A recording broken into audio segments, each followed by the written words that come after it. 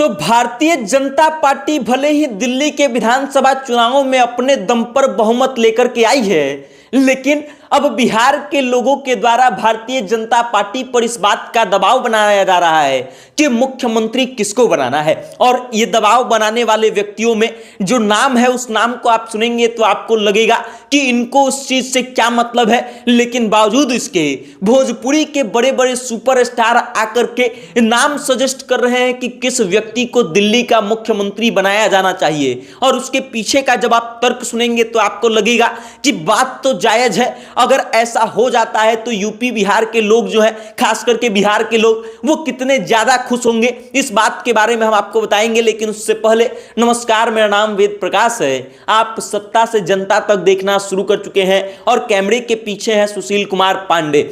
विधानसभा चुनाव दिल्ली का संपन्न हुआ, रिजल्ट आया और रिजल्ट में भारतीय जनता पार्टी जो है वो 48 सीटों के साथ बहुमत प्राप्त करती है। और उसके बाद से इस बात की चर्चा खूब जोरों पर है कि दिल्ली का मुख्यमंत्री कौन होगा, भारतीय जनता पार्टी की तरफ से किसका नाम आगे किया जाएगा।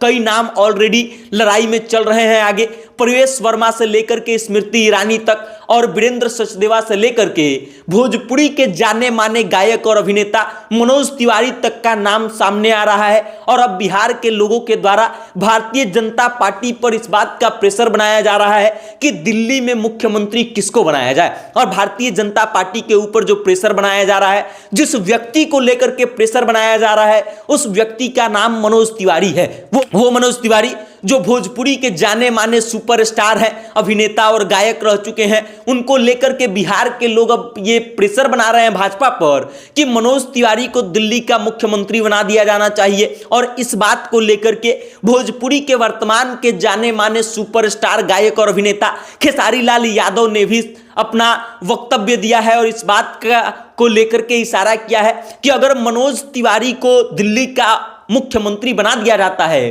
तो इससे ज्यादा खुशी बिहार के लिए कुछ नहीं होगी।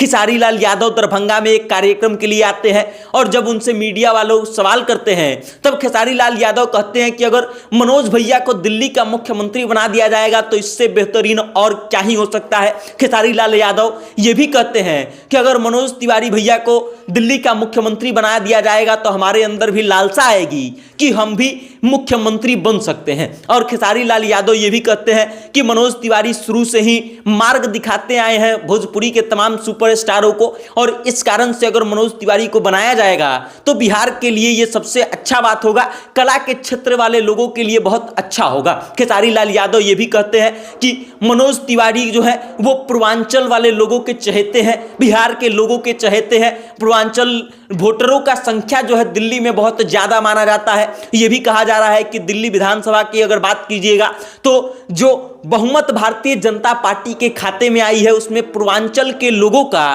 पूर्वांचल के वोटरों का बहुत ज्यादा योगदान है। और इस कारण से दिल्ली में भारतीय जनता पार्टी की सरकार बनाने में पूर्वांचल के लोगों का संख्या बल और सपोर्ट बहुत ज्यादा रहा है। और इस कारण से भी मनोज तिवारी को लेकर के चर्चा चल रही है कि मनोज तिवारी को भारतीय जनता पार्टी की तरफ से दिल्ली का मुख्यमंत्री प्रस्तावित करना चाहिए और मनोज तिवारी को दिल्ली का मुख्यमंत्री बना दिया जाना चाहिए। हालांकि अभी भारतीय जनता पार्टी ने यह साफ नहीं किया है कि वो अपना किसको मुख्यमंत्री का दावेदार बनाएगी, लेकिन इस बात को लेकर के तमाम बड़े बड़े नेताओं के साथ भारतीय जनता पार्टी के नेताओं की मीटिंग चल रही है।